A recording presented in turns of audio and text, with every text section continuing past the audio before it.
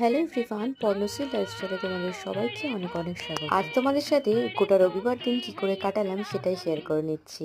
প্রথমে তো রবিবার দিন একটু বেলা করেই ঘুম থেকে উঠি, তার কারণ ছুটির দিন বলে কথা। শনিবার দিনটা যখন চলে যায়, তারপর যখন রবিবার দিনটা আসে না, কি শান্তি যে লাগে কি বলবো। মনে হয় একটু বেলা করে ঘুম থেকে উঠি, সারাদিনটা একটু ল্যাদ খেয়ে কাটাই।